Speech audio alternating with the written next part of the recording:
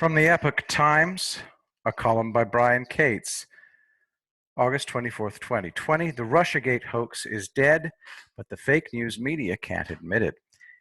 It's nothing short of amazing watching the usual fake news media suspects still flogging the long-dead Russiagate hoax when U.S. Attorney John Durham has begun rolling out indictments from it. Anybody who thinks this stops with the conviction of former FBI lawyer Kevin Clinesmith hasn't followed Spygate at all for the past 3 years like I have.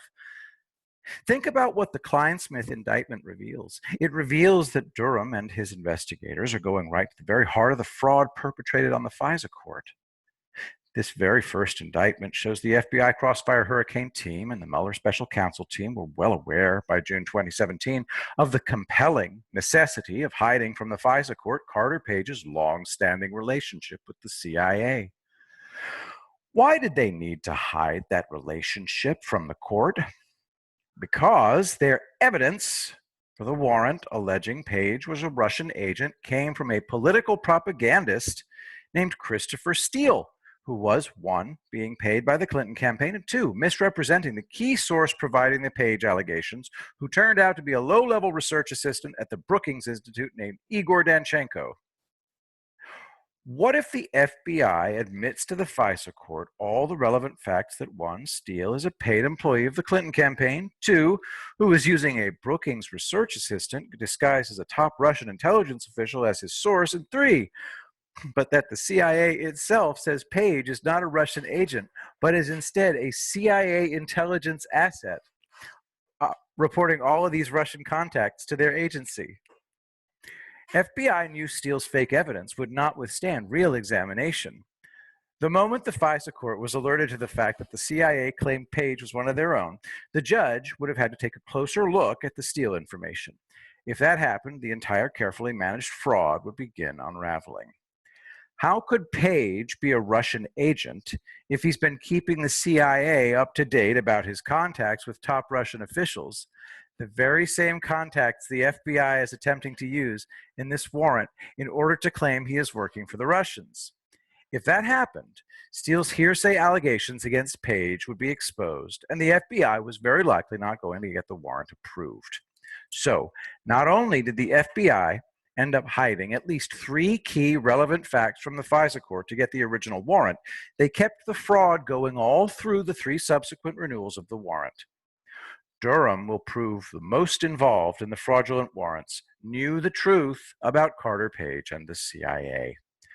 Clinesmith altered the key email that stated Page was a CIA source so that it read he wasn't a source.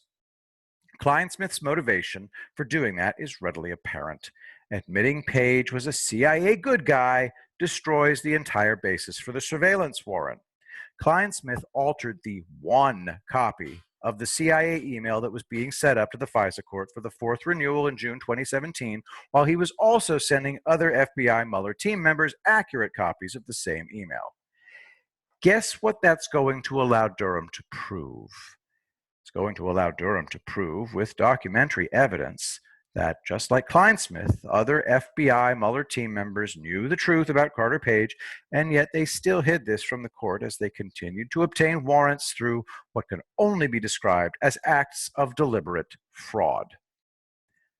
It's right there in the Department of Justice IG Michael Horowitz's FISA abuse report from last December that FBI Special Supervisory Agent SSA Stephen Soma deliberately hid several things from the FISA court to get the Page warrant, including Page's relationship with the CIA.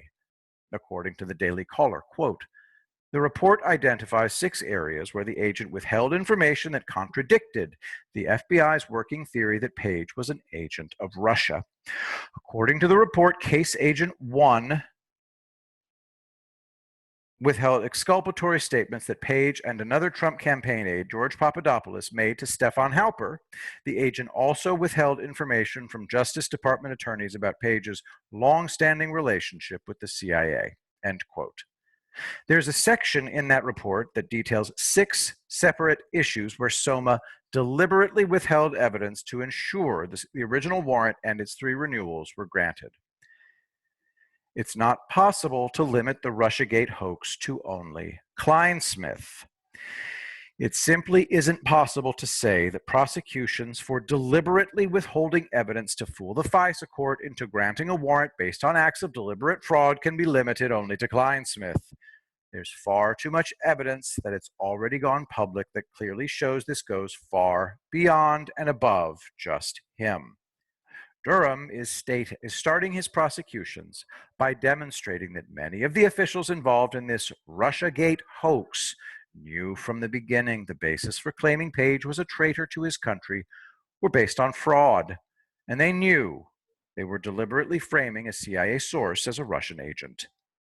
You're about to see over the next several months the DNC media propagandists disguised as journalists suffer from cognitive dissonance as they keep trying to claim the Russiagate hoax is still alive and well, even as U.S. Attorney Durham is rolling out indictments of the people that perpetrated it.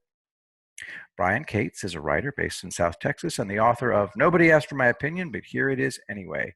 He can be reached on Twitter at @DrawAndStrike. You can donate any amount of money to him at paypal.me/drawandstrike. Thanks for listening, and remember, I will be the greatest president that God ever created.